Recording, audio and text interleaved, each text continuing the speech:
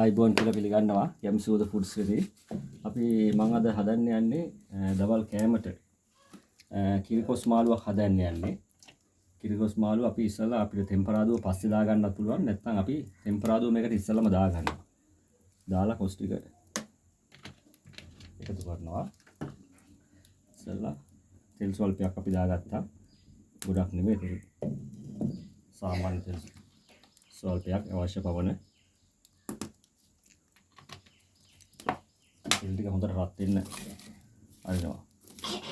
දරලිපේ උයන්නේ ගම්මි කෑම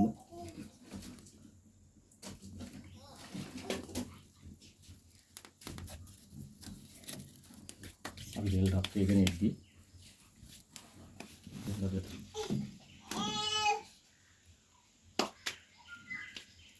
අරිනවා මේක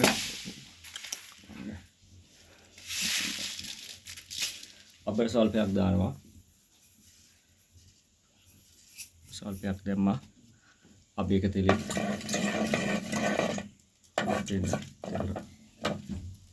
උගුරන් එද්දී අපි මේකට එකතු කරනවා සුදු ලුණු සල්පයක් මම කපාගත්ත සුදු ලුණු බීලු ලුණු කරපිංචා රම්පේ සල්පයක් අරගත්තා. අපි ඉස්සරහ ටෙම්පරාදුවට මේකෙන් සල්පයක් එකතු කරනවා ටෙම්පරාදුවට.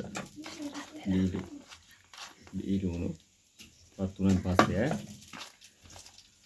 රම්පේ කරපිංචා ටික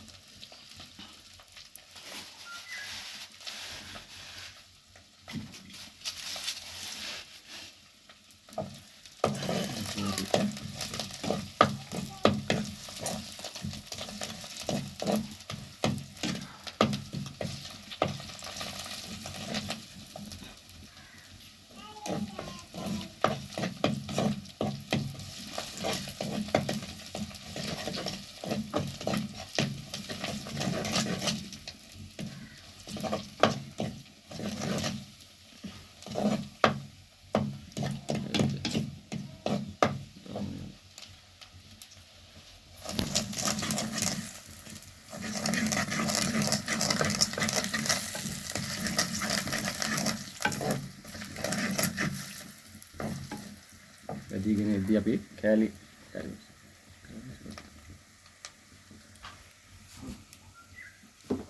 මේකට එකතු කරනවා කෑලි මිරිස් සල්පයක්. අපේ දාගලා වියලි මිරිස් කරවල ටිකක් එහෙම මේ පොඩි පොඩි කට්ටියක් කන්න හින්දා ඔය සර ටිකක් අඩු හදාගන්නේ. මේකට කෑලි මිරිස් සල්පයක් එකතු කරා. ඊපස්සේ අපි මේකට දානවා කුරුඳු පොතු එතකොට ගම්මි කරඳ මුංගු කරාමු නැටි ඒ වගේම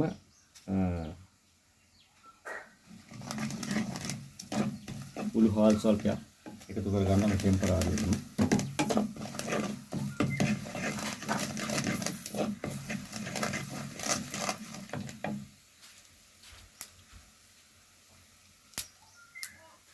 ඒ වගේම මම මේ කොස් කපා ගත්තා. කොස් ඇට ටිකකුත් මේ පොඩියට කපා ගත්තා. කොස් ඇට ටිකක් මේකට එකතු කරනවා. කොස් ඇට ටිකක් ඒ වගේම කපාගත්ත කොස් ටිකත් මම මේකට එකතු කරනවා. කොස් ටිකත් එකතු කරනවා.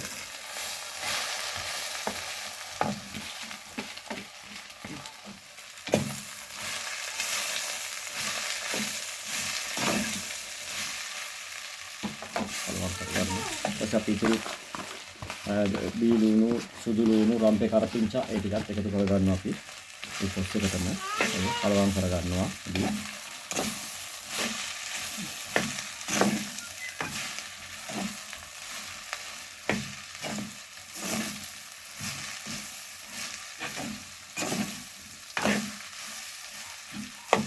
ඊට පස්සේ මේකට අපි කහ ස්වල්පයක් එකතු කරගන්නවා. දියකිරි එකතු කරගන්න මේ කැම්බෙන්නේ දියකිරින් සම්මානවා අපිට කොස් තම්බලක් අරගෙන කිරි හදන්න පුළුවන් කිරිකොස් එක. අපි මේකට දියකිරින්ම කැම්බෙන්න තියෙනවා.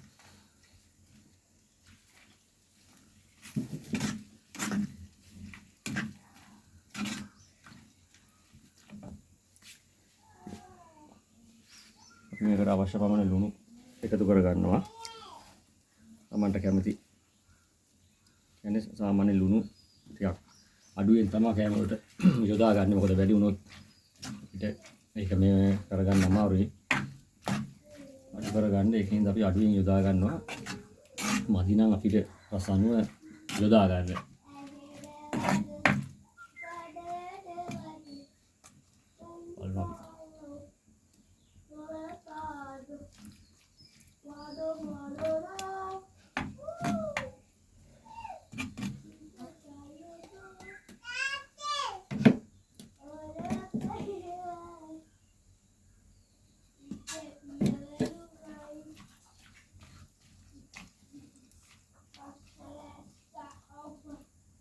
අපි මේක හොඳින් තැම්බෙන්න වහනවා.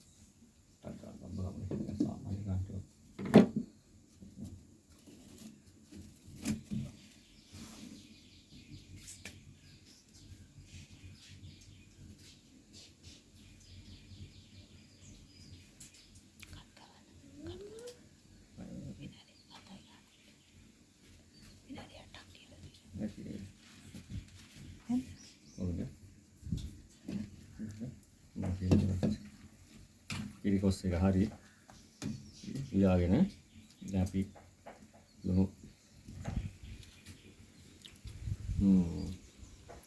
රසයි අපි දැන් දවල්ට මේක මේ වතට හදාගත්තේ.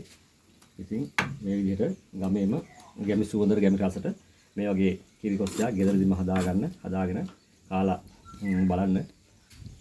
කාලා බලලා ගැමි සුවඳ ෆුඩ්ස්